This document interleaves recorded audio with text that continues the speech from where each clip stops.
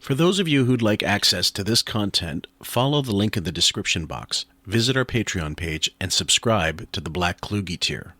For a mere $5 a month, you get access to the alternate Sunday episodes you've been missing, only available on Patreon, as well as the weekly Tuesday episodes. But wait, there's more. If you subscribe to the Black Kluge tier, you'll also get 2 weeks advance notice to our Thursday sessions. And if you needed any more incentive, when we have bonus episodes, Patreon is the place where you're going to find them. Also, don't forget to check out Teepublic for our great swag. The link is also in the aforementioned description. No way. Howard, you're not dumb. You went to BU. You're a smart man. BU. There's your credential. They made all the geniuses into BU. You know that I went to BU, but I went to retard BU? Like I didn't even go to the real BU. It wasn't even the real college? Yeah, there's a college at Boston University for idiots. It's to milk parents who can't normally get their kids into the school. You know, I was a real idiot. Oh. And BU has a program called, it's like the Special Olympics. It was called Basic Studies. It doesn't get embarrassing than that. Like when you're trying to pick up a chick at BU and you tell her you're in Basic Studies, you're like, fucking loser. Yeah. They head for the hills. You think it was easy to get laid with this face and being in Basic Studies? And Basic Studies, the deal was, even though you're a shit student, you can't even score above 1,000 on your SATs, we're going to let you into BU, let your old man pay the freight, and you got to, for 2 years, take everything you were supposed to take in high school, but you fucked up. So you're really in high school? I'm in high school. I was in high school for 2 more years. Believe me, this was no college. I was studying, like, high school chemistry, you know, humanities, which was actually watching movies. And it was like retard school. And then if you passed retard school, they'd let you for the next 2 years get into, you know, like the School of Communications, where I'd study radio. I'd study fucking radio. What's the study of radio? There wasn't one professor that you ever weren't think about. making radios. No, if we made radios, it would have made sense. Study radio. I'm sure my old man was having a conniption. It cost him like $5,000 a year at the time, which was a lot of money for my father. You wanted to do the Howard Stern Radio Network, which I think is a fantastic idea, but I know it has to be a tremendous undertaking. And what I was thinking... It's not that tremendous. I can make it happen. Well, I'm in the middle of doing it. With so many people now having these digital dishes, and also the big satellite dishes, which we have, why couldn't you get on sort of like a pay... Because you're missing the point. Radio... Confused about what we do. Yeah, radio is primarily listened to in cars. Unless you get a satellite dish on your car. We're not going like cable radio. Yeah, we don't want to take our step back. When I was in college, we had cable radio. They would only broadcast it into the dormitories over the phone lines. I'm not looking to take a step back. I'm a broadcaster. Yeah, but at least that way people that are all over the country, like us who tape the show every day, would have the option. I don't care. I don't care. I'm not looking to do a paid radio show. That's going to be the saddest day of my career when I'm going to do a paid radio show. I'd rather quit. So 80 and 100 million a year go into your corporation. You go on Sirius, the satellite radio channel, okay? How are they going to make a profit? I mean, how many people you think are going to go over and, what are they, like $50 for that thing, subscription? Is it my problem if they make a profit? No. Is that my worry? No.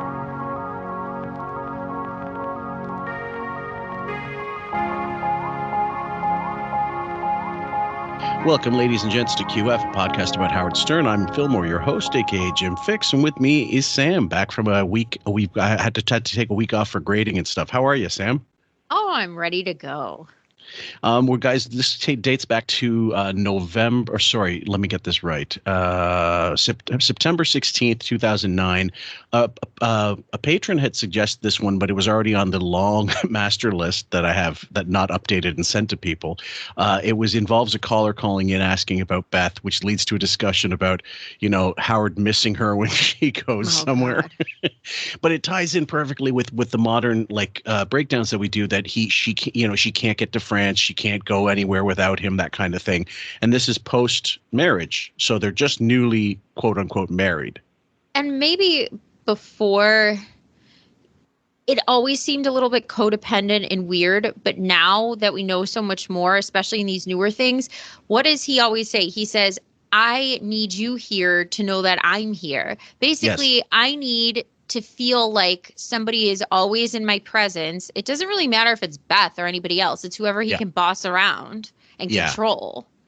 But also to do things for him. But then it isn't necessarily going to be, Jeeves, the butler. It's got to be, because that would cost money, but also because it has to be someone it's a weird relationship. They have to be beholden to him and Right. lower on the scale, like lower, have less power than him, obviously.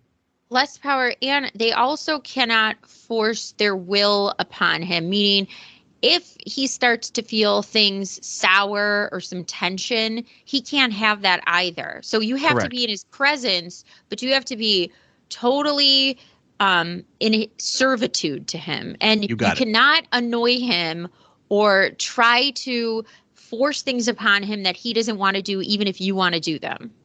Yeah, and so this conversation follows. It continues onto the wrap-up show, which I'll cover maybe with Sam or maybe with someone else, just to get different perspectives. Because I like actually doing that on the show sometimes, where we have, even with like Hurricane Sandy, we had Jake talk for a bit because he was a New York native, and is a New York native. And so just to get the perspective from, because the wrap-up show is also good because Sal goes all in on Robin and says she's fucking nuts. Yeah. So here we go, guys. Let's go to Eddie, who wants to say good morning. Hi, Eddie. Hey, Howard, how you doing? I'm more worried about the cat. Forget underdog woman. Yeah, where is that cat? Yeah, I hope the cat's okay. Now, I got a question for you, and it's based on you being a newlywed. Now, it seems like Beth's schedule is heavier than ever, and you would never stand in her career. It's going, the book, the show. But would there ever be a time that the career is too much, and the only thing to bring her back from it would be a kid? Because you wouldn't ask her, you know, it wouldn't be right. She gets up at 4 with you and everything. Yeah, I know what you're saying. It's like, is Beth kind of saying, well, if I'm not having a baby, then I'm going to have my career. Career. Well, she can have neither, and her talent would also, you know, not allow her to have either because it ran its course. I mean, how many things are you going to put this person in? She could barely do the Hallmark Channel dog show once a year. So isn't it kind of amazing how many shots they gave her that? Oh yeah. Which could have even been literally Dawn behind the scenes saying, "Look, prop her up in this thing. We'll pay the money. Make her think she has a shot." And then just we'll pull the rug. And that might be another subtle sort of manipulation, but I don't believe so. I don't believe it's that Machiavellian. I think it's literally, we're going to pay to try to push her, crowbar into a project, but we know it's not going to work because she's not talented. Right. We're going to push this for as long as we can until we can pull no more strings in this area. And then we'll get her into less or something, because it just became less and less.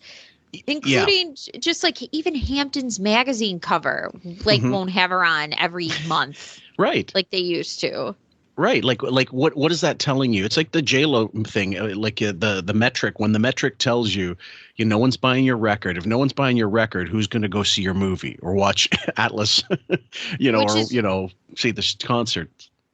Right. Which is why when Richie Wilson explained that at one point she was seriously talking about having a baby, and then that subject went away. And now this caller brings up, don't you think it would just be a good idea to give her a kid? So it's got to be a kid or a career. And Howard wanted neither for her. No, he didn't want her to have a kid or a career. At first, I think he liked her having a quote unquote career because he was still Mr. Going Out, Mr. Popularity in a way. Yeah. And it was also showing his trophy wife off and getting the gay scent off of him as much as possible to have her out there as, this is my wife, my wife, my wife. But now she's bored at home with no career, no kid. And so this is why the newer episodes are very tense. C.A. Thompson sent me a great link. It was, I can't remember it might have been Daily Mail or something. It's J-Lo in somewhere in Italy, like traveling solo in Italy. Yeah. And she says, I thought she canceled the tour so she could spend more time with her family. I thought the same thing, C.A. Thompson. I was like, wait a minute. Didn't you need to spend quality time with your family? Why are you with a bunch of gays in Italy right now? Right. But if you also were spend time with your family, why did you schedule a tour to begin with? Yeah, exactly. Were you going to cart them around? I mean, was it going to be shoehorning the kid on stage? Although I think she did that at some point at some concert. She brought out her daughter, didn't she, J-Lo? Yeah, she does do that with that one daughter. I don't know what's going on with the son. I never heard him speak before. And they're twins, right? They're the same age? They're twins. Yeah, they're twins. Yeah. Ben, if he was in Italy, I think he would have more fun with strangers drinking a Negroni somewhere without her. I swear to God. Yeah. Well, God, and then what was the latest article? Something she's showing she's one of the people by traveling and, whatever fucking bullshit, honestly. The PR, the press agent for J-Lo, he must be, tearing what little hair he has left out of his head.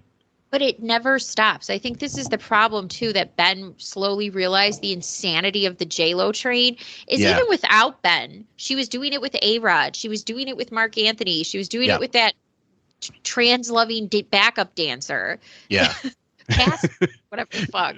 I forget the guy's name, yeah. If you jump on this train, you have to publicize every aspect of your life, too. As fake as it is, you got to do it. She can't help it. So do you think in that mockumentary, let's call it what it is, do you think Ben's digs at her, like just saying, look, it's interesting that you want to make yourself out to be 35 when you're 55, do you think that was him subtly trying to just get back at her and say, like, bring her back down to earth? I think there was multiple people in that documentary film who were trying to bring her back down to earth, and it's like she doesn't hear them. Yeah. Did you get that impression? Amazing case study in narcissism. I was like, is she not hearing every single person around her, including people? It was so crazy. They just needed to edit and get one decision on one scene. And she's like, I gotta go. And they're chasing her out to the car and she's rolling up the window as they're like, we don't want to come back tomorrow. Can you please just tell us what color you want for something? Well, look at the parallel. How hard is it to get Howard's opinion on anything? You can't go. You have to go between the break when he's picking his teeth and shoving toothpicks in the keyboards and doesn't want to see anybody and doesn't have FaceTime for anybody. Right. That's what it was. It was choosing an umbrella for the scene. And she would not choose a fucking umbrella. And it was driving me insane. I go, just choose a fucking umbrella, J-Lo. Yeah. She's running away from them. And they're running after her with like papers and umbrellas. And I'm like, oh my God, this is so cringe. Yeah. Unbelievable. Right. And but she said, you know what? She doesn't want a baby. Although she went to visit her friend Kelly, who just had a baby, and then she was like, "Oh, this baby's so cute." Mm-hmm. And I said, "Yeah."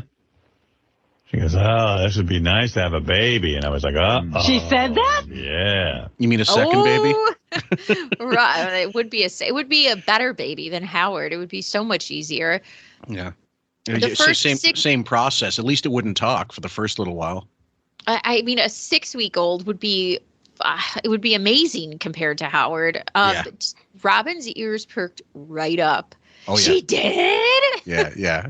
But I don't know. Listen. So could her career get too big that it gets annoying to you? Well, no, I'm happy for it. I'd rather her have a career than a baby, honestly. Ooh, I'm not looking for any baby. Person says this? I mean, I but know I that love when my children. I know, it's so sad. I know that, couples go into relationships one way. So they say Beth doesn't want kids, right? And then Emily Stern New York Post article, she said he couldn't take it when my mother went back in the workplace. I know, like he's fucking Don Draper or something. Fucking asshole. You know what? The whole thing is it's not just free independence from him. It's independence, period. It's someone having an out. He wants people to not have an out or an escape. That applies to the workplace. It applies to home.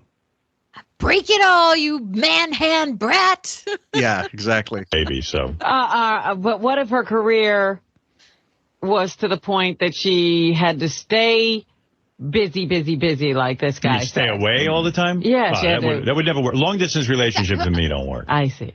There you go. It's a lose-lose. Yeah. Trust me, trouble starts to brew.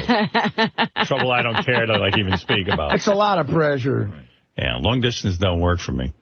All right, I got one more question. But I'm happy she's got this gig. She's doing her thing. She's happy doing it. I miss the hell out of her. What am I going to say? Mm-hmm. I just realized this when I heard him say, long distance. The long distance isn't going to work. It's not going to work for me, of course, because it's all about you. Who cares about her? Right. But this just made me realize this is 2009.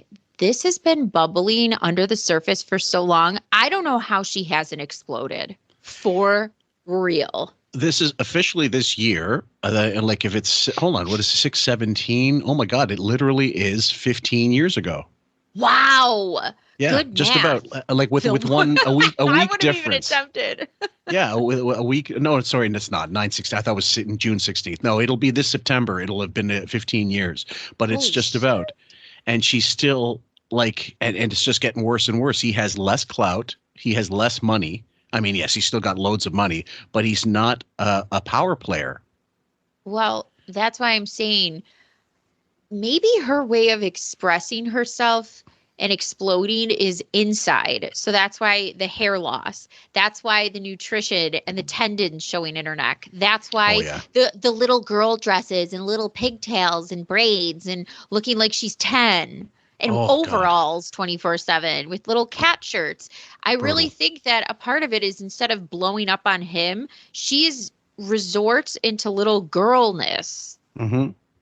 It's weird. It is very weird. I wish she'd come home. And believe me, she should want to come home to me. I'm such a prize. You have no idea how much fun it is being with me. Why would anybody want to leave? Right. Why would anyone want to leave me? Thanks, Rob. No. Fortunately, Regis lives in my building, and I was caught crying in the elevator, huddled in a corner. And he had to hold me for a good half hour. He comforted you. He comforted me. You're acting like some kind of a fruit. What's the matter with you? Act like a man. I'm doing fine. You know, I'm doing my thing. Don't talk about it. No, I'm going to talk about it. You know what? I'm actually doing fine. I miss her. I wish she was home. But I'm going on and doing things. I'm busy. Listen, during the week, I'm busy. I'm busy every minute. Till 10 o'clock. Yeah. Jesus Christ, I'm busy every minute. That's the best. Most people even haven't, taken a morning shit or something. I mean, Jesus Christ, 10 a.m.? That's all you do. And you don't talk to anybody. You go back to your hovel. And what else? And this is like, guys, he's living in Manhattan at the time. He's got Hamptons as well, but he's living in New York. And this is 2009. You could do so much in that fucking city. Like, you don't have enough time on two hands. I know, and it wasn't even that scary back then during those decades. I mean, now he'd definitely be like punched in the face, automatically leaving his apartment. But yeah, and on the weekend, I'll just chill out. What am I going to tell you? I got interests. I got things I do. I'm never bored. One thing about me, Robin, I'm never bored. Well, that's why I don't understand how you could. I like companionship. Be upset. I could learn things. I went to the chess place. Listen. New experiences. New experiences. That's me. And let me tell you something.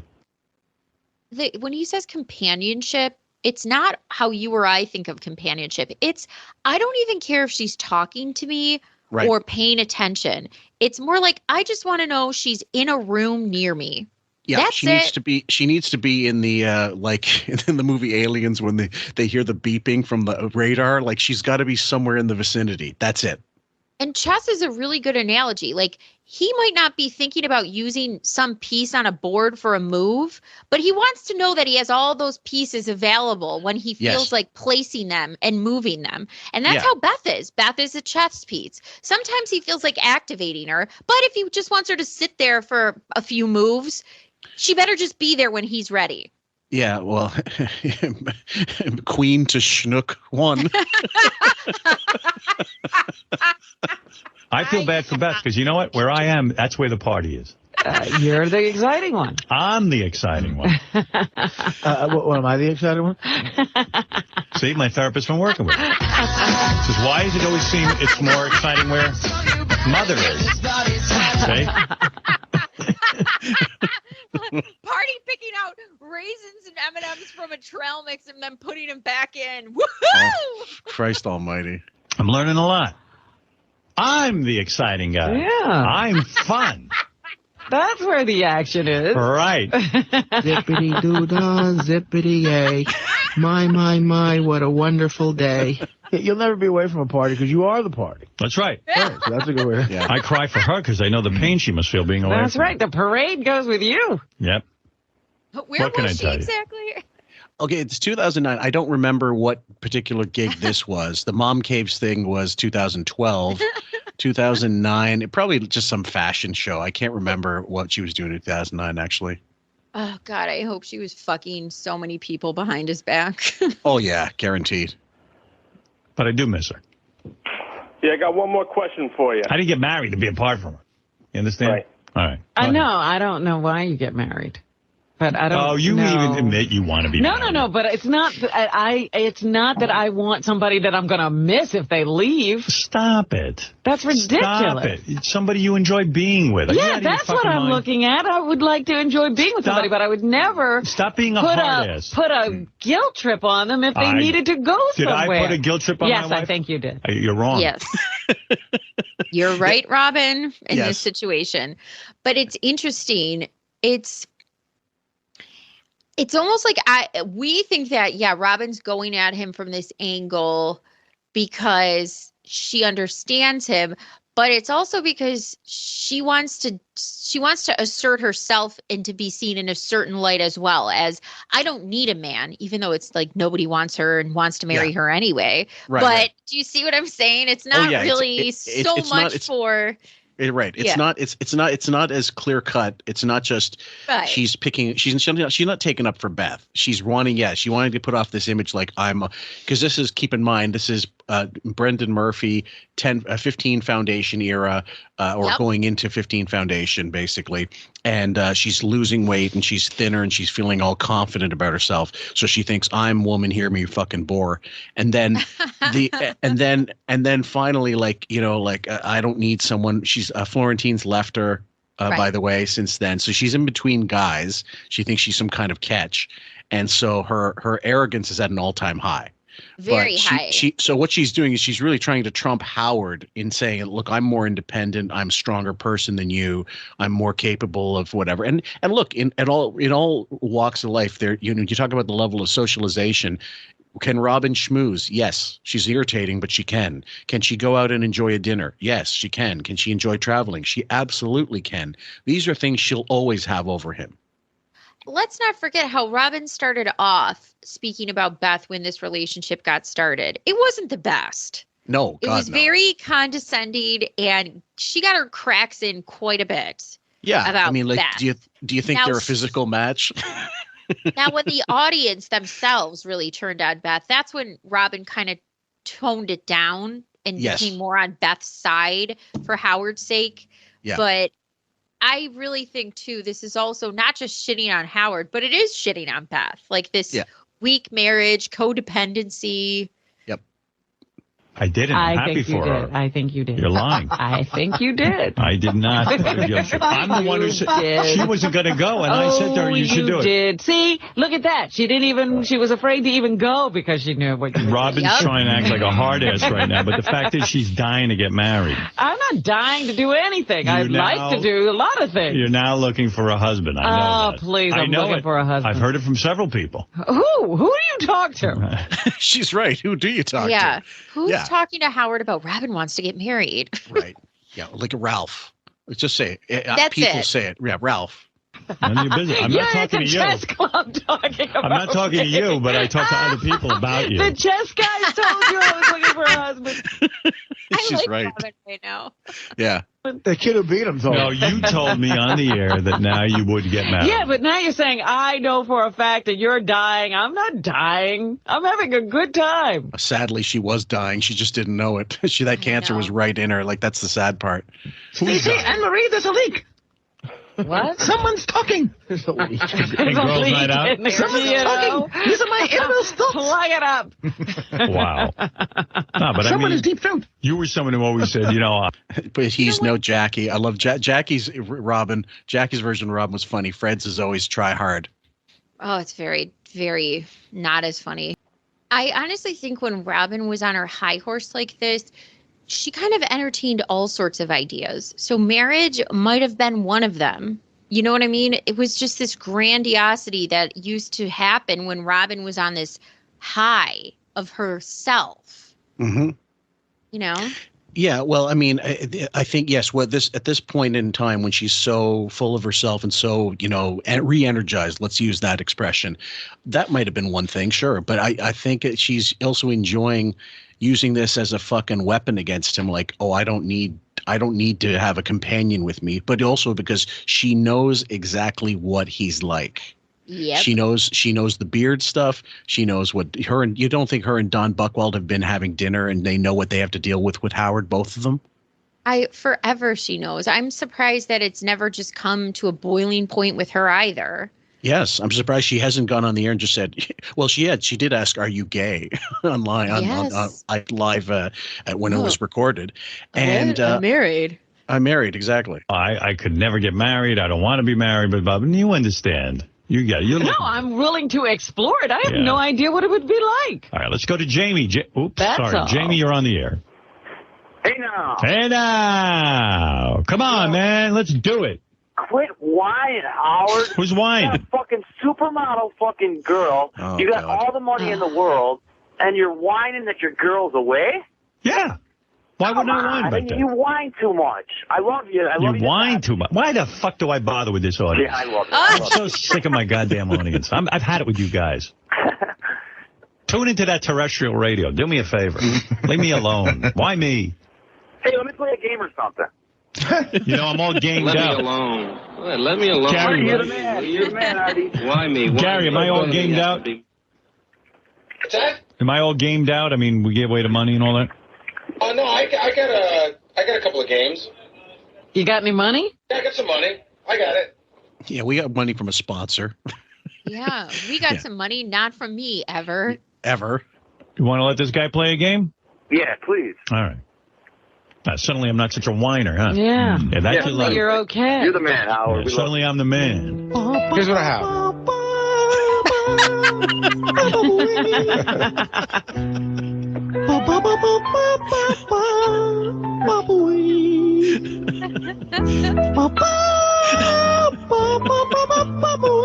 All right, what do you got? I got some questions left from that homeless lady that we used a bunch of times. Okay. I got some questions left from the girl that was here, Sarah, the girl that was here last week, from the world's strongest naked woman. Oh, you still have more of Some those? more of hers. Oh, wow, all right. God, And I got an asked her Amish game. 1,000 questions. Let's go to Sarah. She's still good. Yeah, go to her. He's got the games. And you got money for this guy? So you should give me the plug while you're loading the thing. What? He's loading in the CD player with the game. I said, you should hand me the plug so while you're loading, I'd have something to do. And what did he say? He said, you're absolutely right. Oh. You know what, though, Fillmore? I really don't understand that even as bad as the show got and is, why can't they manage to even do funny Baba Booies anymore? They were always funny. Well, they ran their course, and I think that what happened was they started whatever contributions they were getting. First of all, people were not submitting free because they realized they're not getting anything out of it, and it's not enjoyable because they may not use it to begin with. But also, the best ones were already done, and later ones were just so bad that people stopped trying. I guess so, but I think if you genuinely had an audience that still liked the show, they would still be funny, and still, if you plugged them into these random spots in the show like they always used to do, it has a sense of irony to them. I love that about it, God, and I wish that they would do it that way. But now it's so ham-fisted and not funny. Yeah, it's over. Like we just covered. Who was it? See, was it one I recorded with you? No, it was with Raven. And they were playing. Fred had played a drop of Blue Iris doing the "oh yeah," you know the one like Blue Iris, and then it spurred that fucking Wilding to do the worst fucking Blue Iris impression I've ever heard in my life. Right then and there, and they entertained it. And I'm thinking, 15, 20 years ago, this guy would he wouldn't have even been allowed in the complex. Exactly. I don't understand how.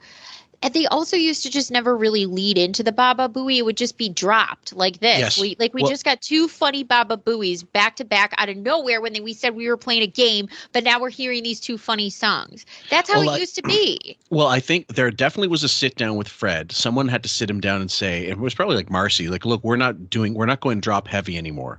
It's all about Howard, and these drops are, meanwhile, not understanding the drops are what made the show funny. Would we rather listen to Dead Air?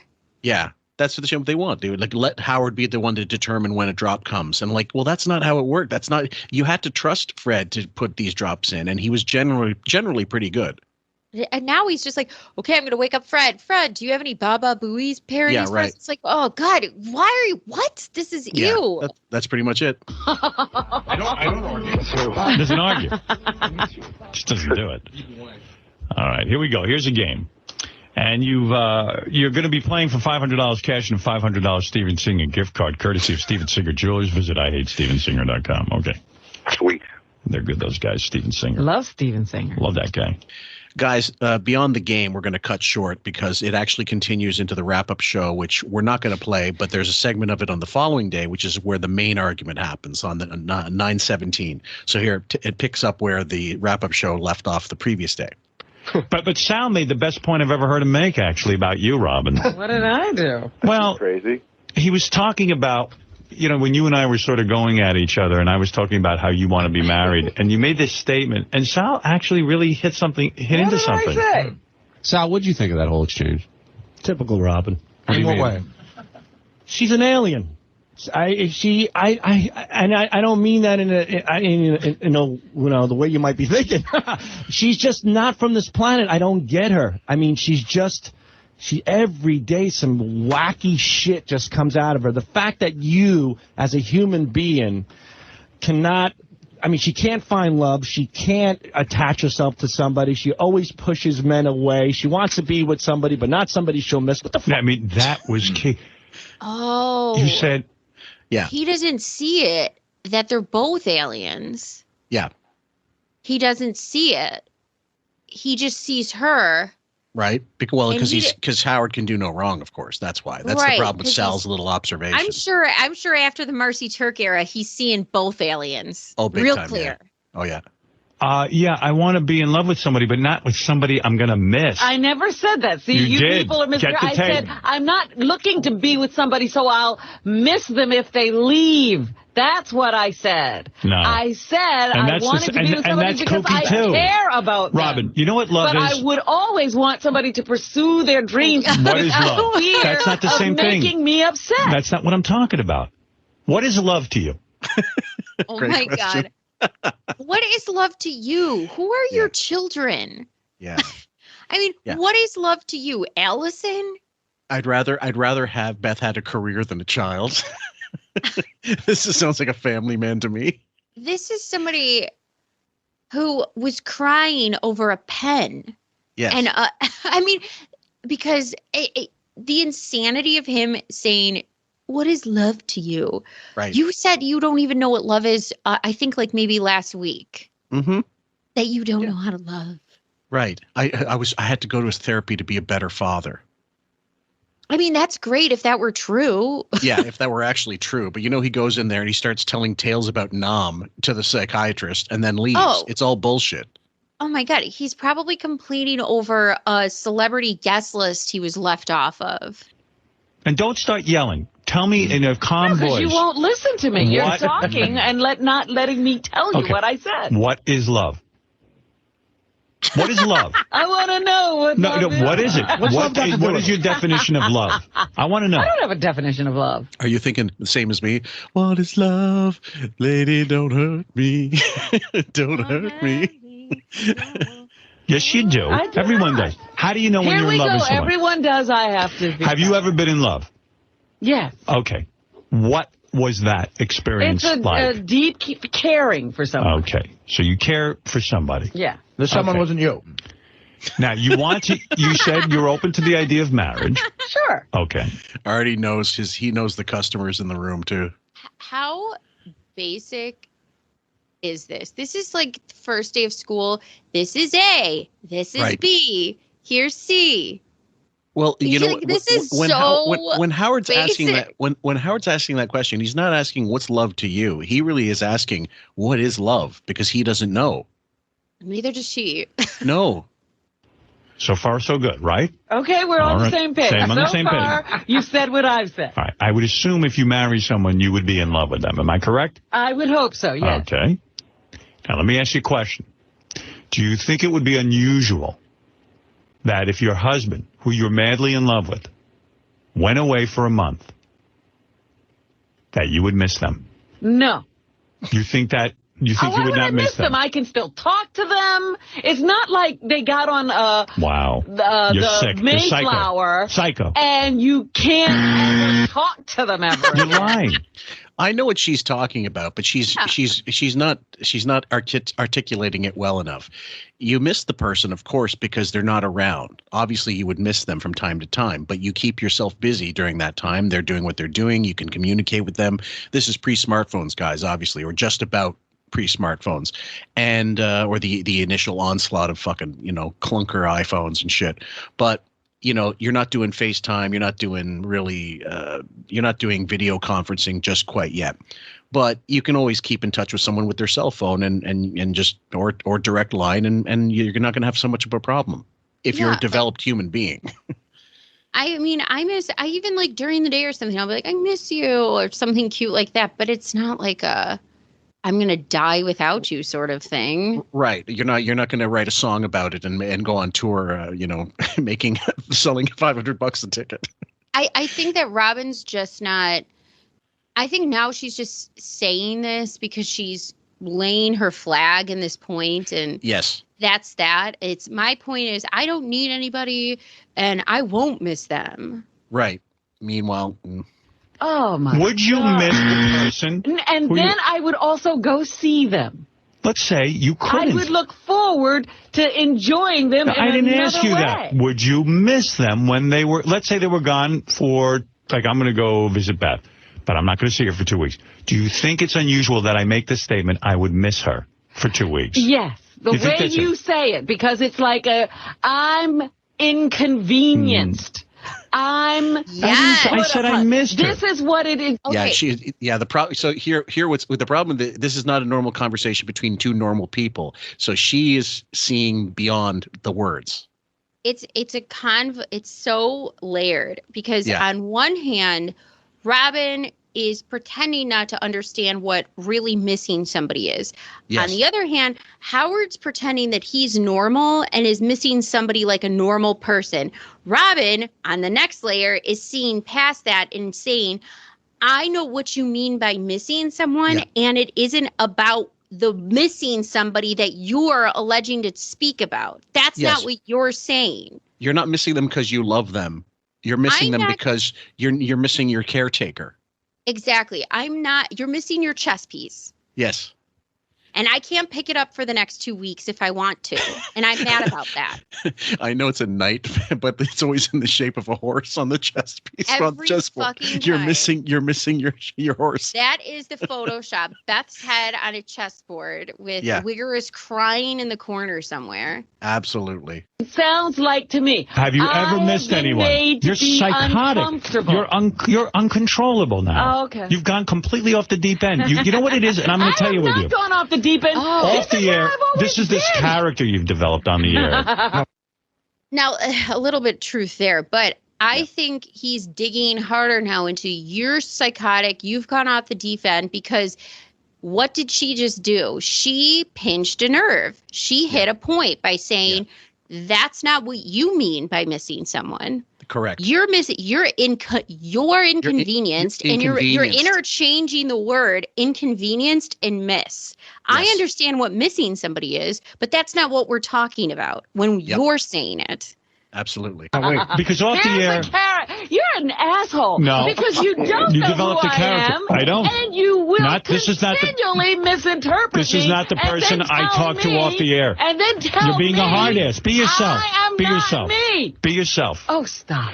You're developing a character here because I'm not a character. You can't be a woman. Being me. You can't be a sensitive woman on the air. I am as sensitive as they come. No, you're not. Yes, I am. I'm just not crazy. You want is it me to embarrassing? Be crazy. I love it when two psychotics go at each other.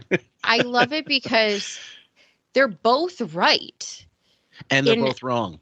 And they're both wrong. They're both right and they're both wrong. And they both see each other for what's happening. Like, she is being a hard ass. They're right about the other person, but they're wrong about themselves. Exactly. Yes. That's unbelievable. I knew it. We were always going to go after this episode, but someone just reminded me of it on Patreon. And I thought, yes, it would be a great episode because this is the one, if you go on Reddit and throw a rock on Reddit, you're not going to come up with this the people talking about this particular conversation, but they should, because it's more telling, it's more revealing, it's the onion peeling itself back. We have had prior conversations between the two of them where you could tell they're going after each other in a certain way. And there's this meta conversation happening. Yes. That if you're not in tune with how they both are, you'll miss it. Oh, yeah. Or you won't think it is what it is. No. It's so much deeper. This is such a perfect example. Oh, yeah. It's a two narcissist storm in a teacup. Is it embarrassing to you to admit that you would miss a man? Be crazy. That's what you want. You want me to be miserable You are crazy. and crazy. No, you're crazy. I have You're to not insane. to be a miserable You're not crazy. person. You're nuts. I don't look for reasons to be upset. You mean? So when she says, you want me to be miserable and crazy, is because she's basically saying because he is miserable and crazy, which he is. Yeah, you want me to be like you, which is, basically you want everybody to share your worldview. Exactly. Yep. It would What about admitting that you might miss another human being is embarrassing to you? What does that say to you? How can you miss somebody these days? There's so many ways to communicate. Wow. That she can even make that statement because she doesn't even know who this guy is, and she can't say maybe I'd miss somebody. Because I guess she's never really missed anyone. No, I haven't. Have you ever been in love? Yes. With who? You just asked this, and she said yes, and now she's going to go, Mr. X, come up with that. And the truth is, I believe her when she thinks she's been in love, but I also realized after years of listening to the show that she doesn't know what the fuck love really is. Both of them don't. Neither of them do. Mr. X? Mr. X, yeah. You didn't look like you were missing him. I'll give you that. I miss him. I was like, see ya. I don't think you've been in love. Take care, brush your hair. I loved him very much. You were in love with him. Yes. And was there a time where you wouldn't see him for a month? Probably not a month. 2 weeks? No, never that long. All right. Well, then I don't know. I mean, I don't know how to get this out of you, but I think there's nothing wrong with admitting you might miss someone. But you haven't had her gone for a month. You were having these issues. She hadn't even left yet. Yeah, because I miss her. Yeah. But she was there. Yeah. I was sad that she was leaving. Yes, that's true. That's love. Give me one second. I'm going to find the clip. Control. Okay, hold on, guys. This is, I think, I'm not 100% sure, but I believe this is the beginning of the whole saga. It was very emotional. You guys are going to make fun of me, but You didn't cry. Well, I went back into the apartment after she left. I went back in the apartment and I got a little weepy. I didn't actually cry, but I did get a little. I got a little upset. Yeah, I know. You can say it. Go ahead, say it. You don't even have to cough it. Faggot. Right. Thank you. Let me have it. Let me have it without the bullshit. Hey, Howard, did you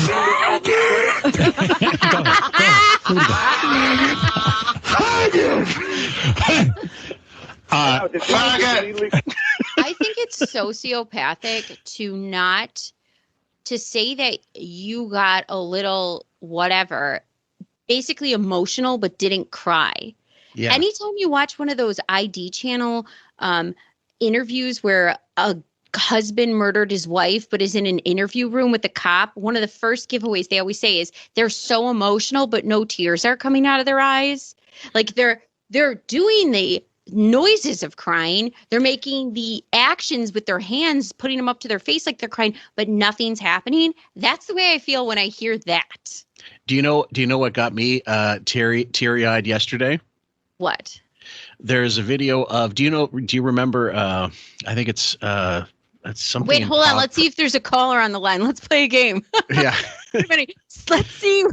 Callers, what made Fillmore cry? Yeah, ZipRecruiter's got a game for us. Steven Singer's advertising on QF. And no boo.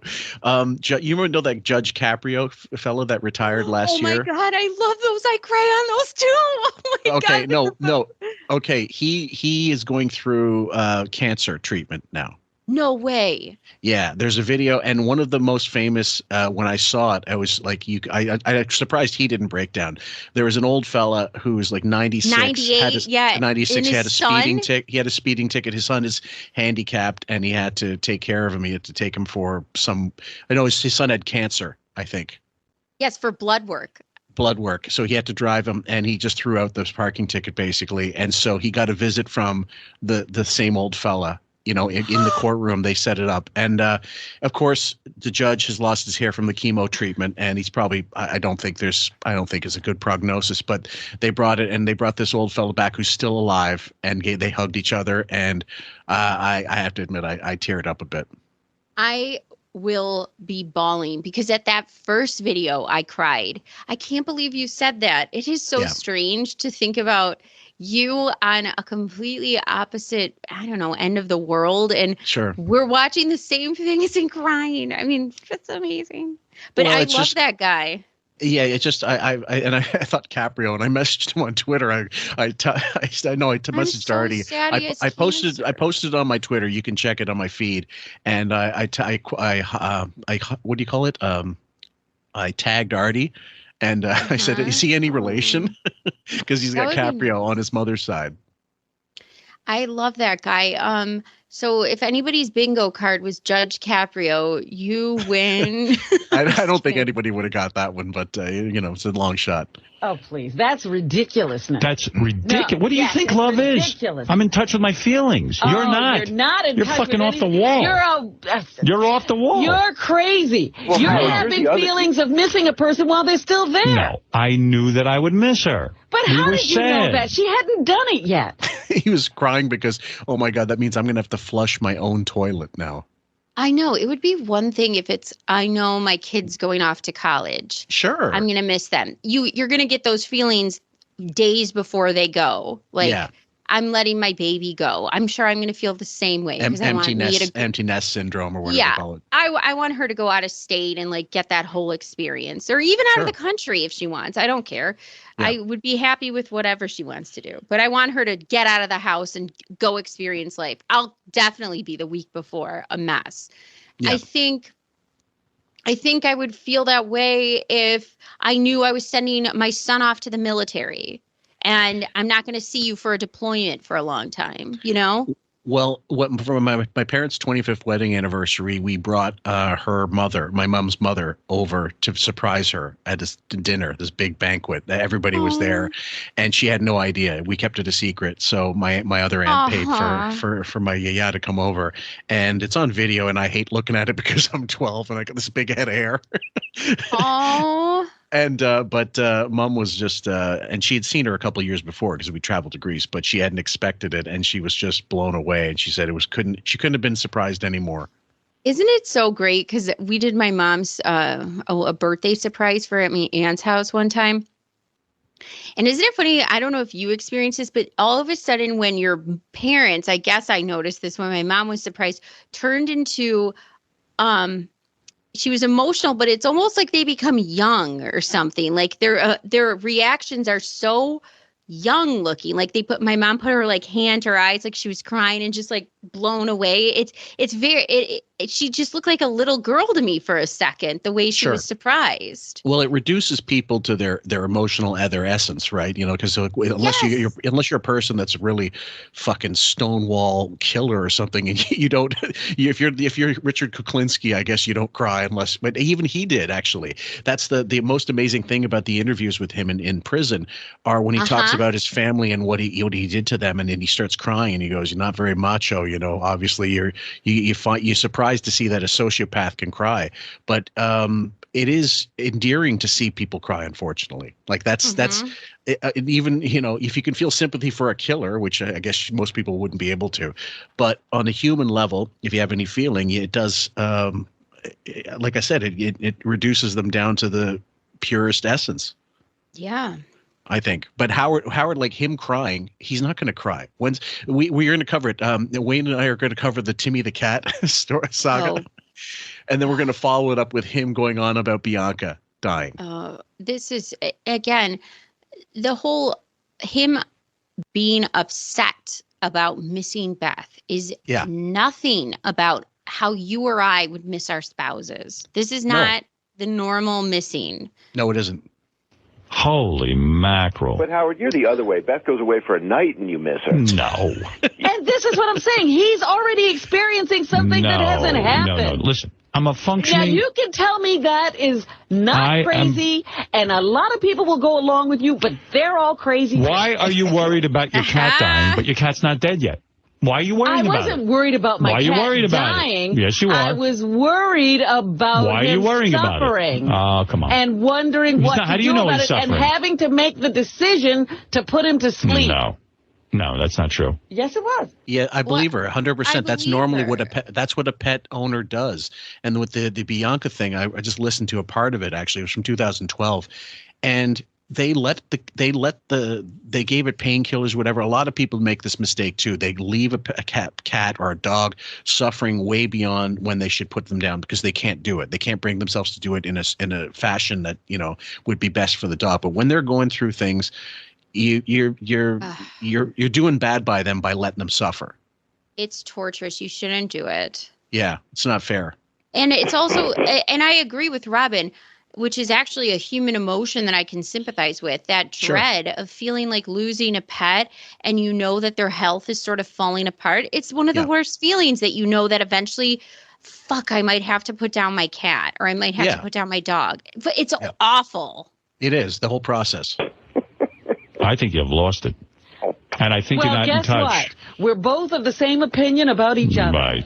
You've gone off the deep end now. You are a mess. I'm not a 34 on the narcissism scale. No, you're probably a 60 if you answer the questions right. And you're not jumping out of planes.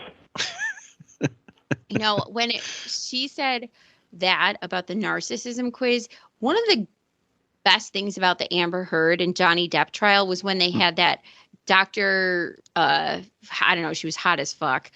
She was. Yeah, the glasses. Oh my With the librarian looked, didn't you? Yeah. I was like, men? Who? Yeah, exactly. So hot. And I was like, oh, God, I can't even think about it. So she was explaining how Amber, she knows, answered things the way she thought an abused person would answer the questions because that's already built into the test. Mm-hmm. So the way she answered them is how she thought she should answer them. But that's already built into it. So she already knows as a professional, this person is not being genuine. This person is a narcissist or borderline personality disorder, both, I think she said. Mm-hmm. And she's answering these questions falsely based on what she thinks somebody would say. Not genuine. Let's see. Hold on. So hot. That's her. Just... God damn. There's better pictures of her, but my God, yeah, like that was one that every single person was saying like, there's no way he's not fucking her. At work, I didn't even care. It was like I am watching. I had my headphones in, and I was like glued to my phone. I was like, ooh. You're better than me. I made it full screen and I turned off the sound. She was such a good communicator too, which made it even better. I was like, tell me whatever you want. Yeah. The glasses, but the big glasses and the hair tousled up, waiting to be just like unleashed. It reminded me a little bit of like 90s Pam Anderson updo-ish, like the messiness of it, but it was smart, hot updo. Very much so. very, very, like in the 800 of the stacks in the library going this is so misogynist of me. That's right. Oh, no, he's not jumping off the chair. He won't go out. Oh my God! So if you decide to put your cat to sleep in a month, would you be sad? What? If you decide to put your cat to sleep in a month, will you be sad? If you tell me now in a month I have to put my cat to sleep, will you? That's different than being able to talk to Beth on the phone. But why be? Because they're dead, you idiot. Yeah. The cat will be dead. The cat will not come back from vacation from the death factory. Yeah, you got it. That's right. They're on a one-way ticket out of. They're out of. They're going to the next life, buddy. That's it. Be sad now. The cat's here. That's why be sad now? Because I'll never be able to be with him again. You will be with Beth again. You can talk to her every day. I see. Can't make out with a phone. Yeah. Wait, that's even stranger that Howard conflates missing someone going on vacation or a career thing, Yeah, whatever. Right, whatever that means. Yeah. Career. I just think of the Chelsea Antler interview. Yeah, Yeah. career my ass. Yeah. Okay.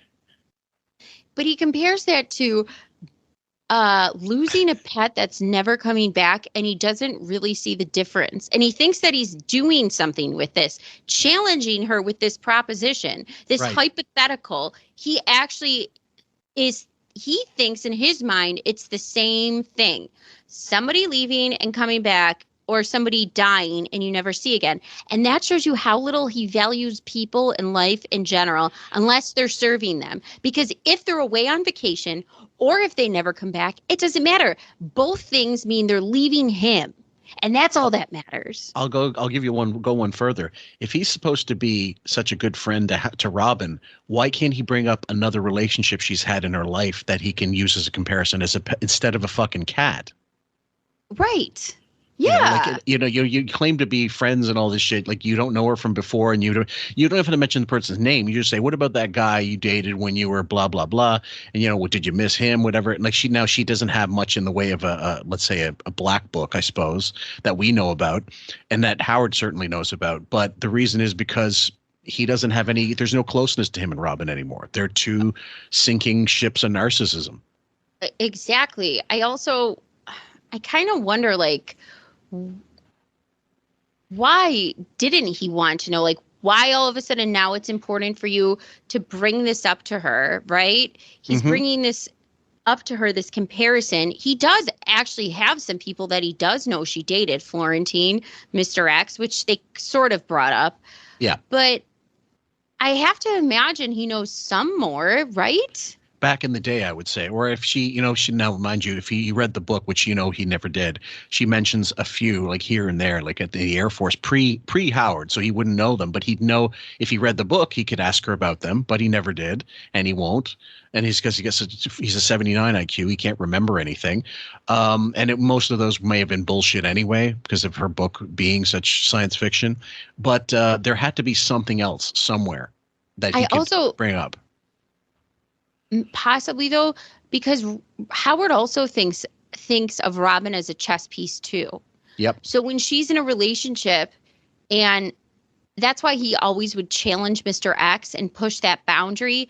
And once in a while, you would see Mr. X push the fuck back on that boundary. We did the better hoof when he didn't want to answer, and he goes, "It's no one's business. It's not your business." Howard had to backed the fuck off. He knew he couldn't fucking push that person around. And you know what? More recently, I know of this person in the expat community that's a complete narcissist. She's a fag hag. She married a rich guy kid, and she's a trust fund kid too. So she's got money to throw around. But what people told me is that she's just a massive narcissist, and she looks for people to tell her life story. So if you see her in the bars, give her a wide berth. And I've seen her in the same room a bunch of times, and I'm not known enough now anymore that people know to give me a wide berth. She wouldn't have been told about me, but I think she sussed out very quickly that she wasn't going to get any fucking supply from me. I think she sensed it. Oh, I thought you were talking about like a former host. No, no. She's another teacher, and she's an expat from like somewhere in the Maine or somewhere like that. But she's really a piece of work, and basically she looks around the bar looking for people to get narcissistic supply from. Isn't it strange that since we've been doing this show, it is kind of easy to detect this? I've actually had this in my own life happen too, where I'm like, I see the play. Yes. I see the play now. Yeah, now you can. It's almost like that scene in The Matrix when Neo starts seeing everything in that code. Yes, that's how it is now, where that's concerned. Narcissism. Yes. Yeah. Yeah. It's a big difference between somebody being with you and talking to them on the phone. No, there's a big difference Robin, in having this feeling I tell you something? That you can't be attached to someone unless they're there. Why live together at all then? There's some people who don't have to live together. There isn't a person listening to this conversation right now saying, Look, what just happened to because Robin? everybody's Do you understand? nuts doesn't make so it right. you're the normal one. Just because everybody's Do you see the narcissism nuts in that? doesn't make it right. Everyone and else, number two, everyone else is abnormal and you're normal. has nothing to do with right. No. I got to start taking notes. I just got a pen. So he does this thing where all of a sudden now, just like the people he had 7 conversations with about Robin came to him lie, Ralph and Ralph alone. Ralph 7 times. Write that name 7 times because that's the only person who talked to him about this. Nobody else is coming up to him and talking about Robin. Okay? That's 7 people. Yeah, 7 Ralphs. But the other thing he just said was, hold on. I lost my train of thought. Give me 2 seconds. Pause. Let me just play it back for you right now. Yeah. There's some people who don't have to live together. There isn't a person listening to this conversation right now saying, look, what just happened to because Robin? everybody's Do you understand? nuts doesn't make so it you're right. the normal. You're nothing to do with right. No. So there's not a person in this conversation listening to this that's thinking you're right, that everybody's agreeing with me. That's right. So this is a manipulation tactic, and I know he does this often with his audience, basically wielding their thoughts and feelings as his feelings are everybody's feelings because this is his show, and so he commands this. So in a way, we're all chess pieces as well that he feels he can pick up and use against whoever. And he does this not just with Robin, with everybody. Oh God! Well, it's like third-rate hypnosis. He thinks you are getting sleepy. You know, look at the medallion. When I was toying with doing the we'll do this another time. The Richard Johnson article, which was erroneous. I can't find it about Jim Carrey, quoting the Jim Carrey interview with Playboy magazine, saying, Sam Kinison, Howard said, Sam, you're not funny when you're not drunk, and Howard getting all butthurt over the quote. And not the erroneous information in the article. And in the thing, he starts talking about Jim Carrey, of course, who's not in the room, and decides, I'm going to gaslight the entire audience and tell them about all this shit about Jim Carrey that I have no basis in anything. And it's instances like that on the air that turn the fans from him. When he would not be able to own up to certain things, behaviors in his life, and he would lie about them to the audience and assume, you're all idiots, you'll all believe what I say.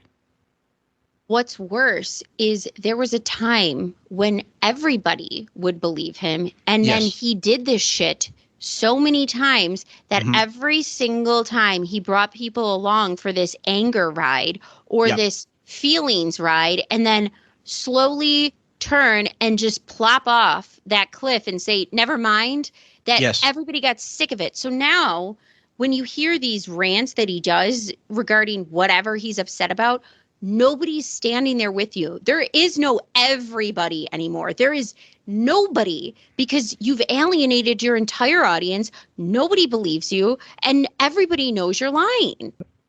Oh, well, that's different. Yes. Never mind.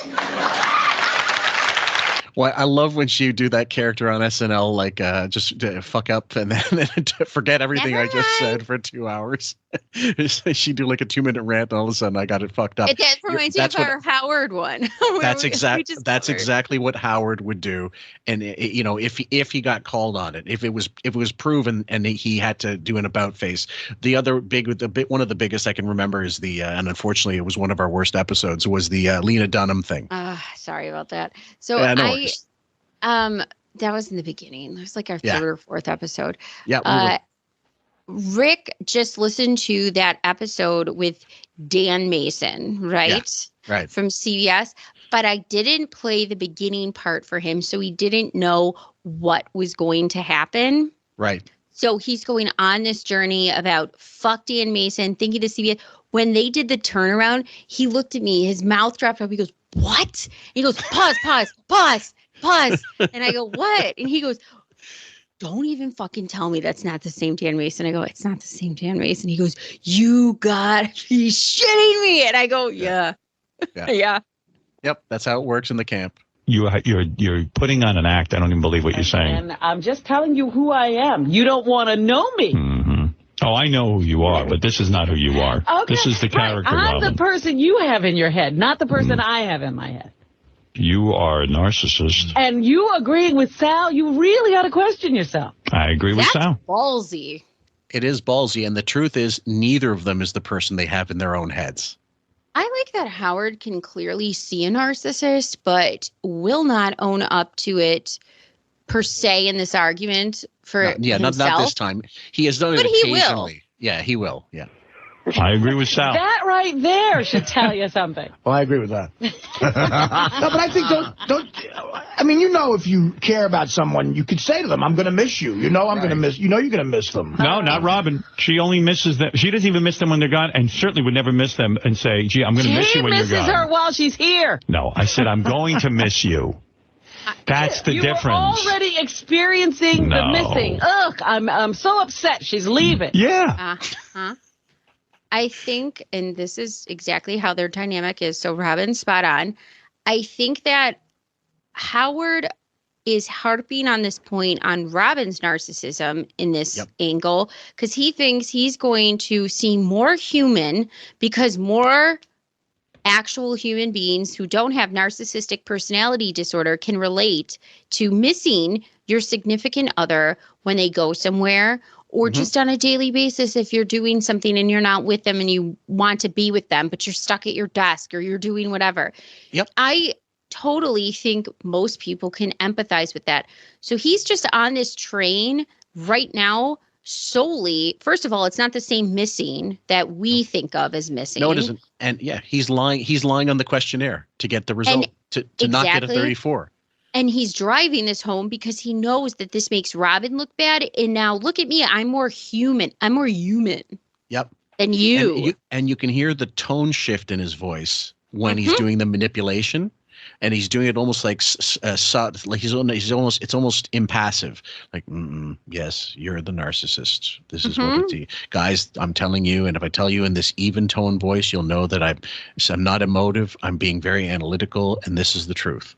And see, everybody's going to be on my side because everybody understands what missing is. So 2 points for me for human.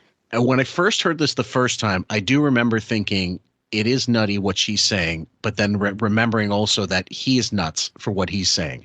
And this is what made this fascinated me. And that's why I had to clip the wrap-up show and keep that as well.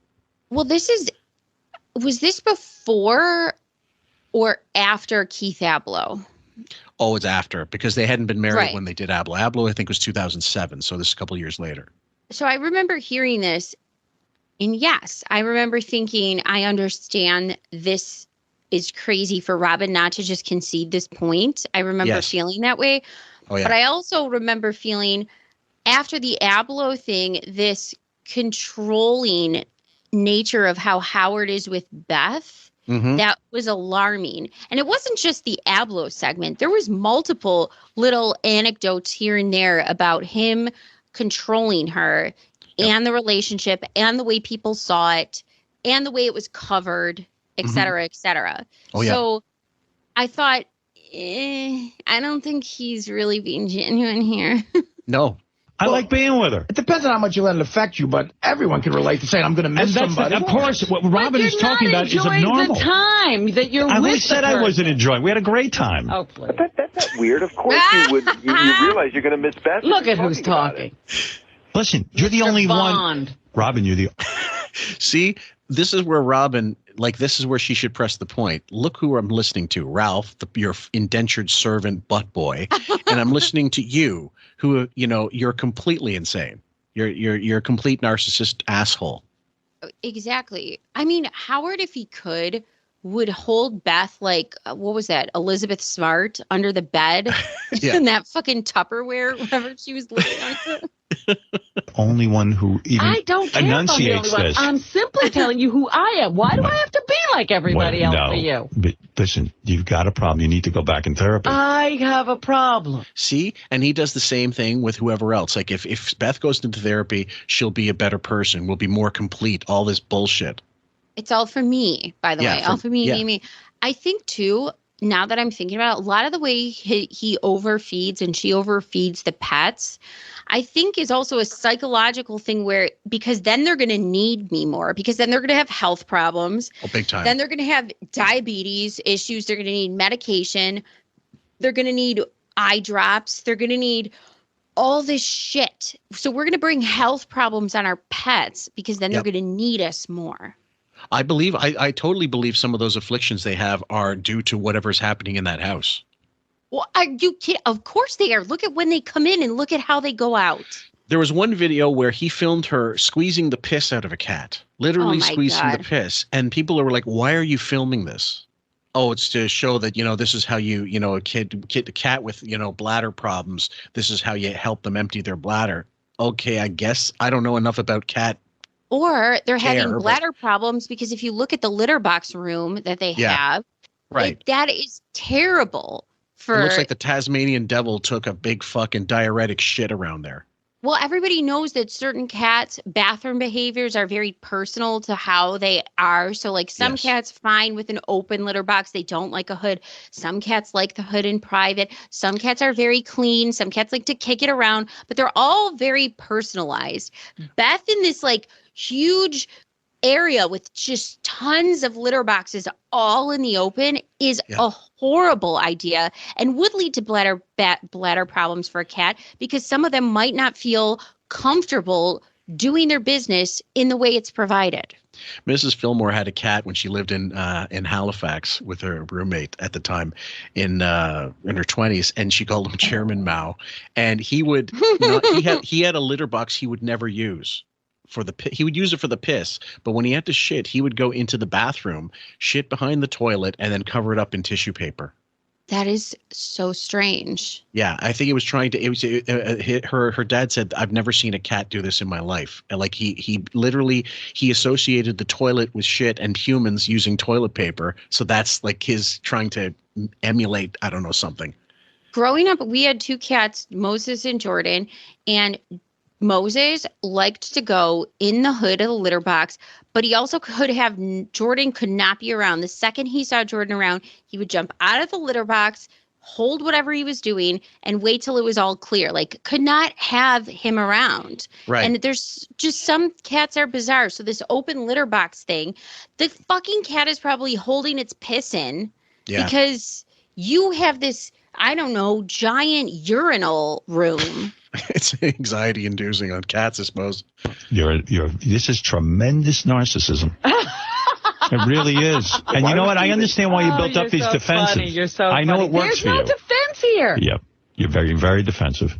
Right now, you're being very defensive. I'm trying to help you, and you're not allowing me in. Guys, we're going to have to leave it there for now. We're going to pick this up where it leaves off, and we'll play the wrap-up segment, too. We hope you've enjoyed this one. Any closing words? God, what is Bob going to say about this one? Every time we do this shit, I'm like, oh, Bob. Yeah, the next, we're going to try, I want to get Bob, we're going to get him to, we're going to do the, finally do and put the O'Reilly interview to bed because I want that one out there. We promised that one to Bob. Bob, you and Bob are going to do that one together. People seem to like that trio. It's the only problem like I have is I've said this in the mailbag episode that I released just for patrons. If you have three people, then you're not allowing for if it's pairs, then two people can do two different episodes and cover more ground. And also, but people really like it. They said it. I don't. Yeah, but the other thing is, I mean, it's just you're going to get less of everybody than if they're just 2 on 2. I don't know. Like if you want more, if you want more Bob, it should be Bob and someone. So Bob and Sam, or Bob and me, or Bob and anybody really. Then I'm putting this out to the listeners. Yeah. Would the listeners prefer the 3 of us or 2 of us? Okay. Fair enough. You guys can decide for yourselves because there's different combos and people have their preferences and whatever. And it also depends on subject matter. Let's be honest. Because if you got stuff that no one's interested in, all of a sudden, it doesn't matter what combo you put in there. However, it's getting tough to nail Bob down for episodes. So he's getting busier and busier. So we're going to do our best to try to put more trios in there. When you and Carrie pick up the CBS thing, I'd like to be in on 1 or 2 of those episodes. So I love doing that. I want to finish that. We had technical difficulties. Right. We'll sort that all out. Anyway, guys, we love you. Take care. Brush your hair, as Hardy says. Brush your hair. People are coming to the house. My wife is upstairs crying. I think you should tell your godfather what everybody else seems to know. I want all inquiries made. I want no acts of vengeance. I want you to call all the heads of the 5 families. Oh, no. Because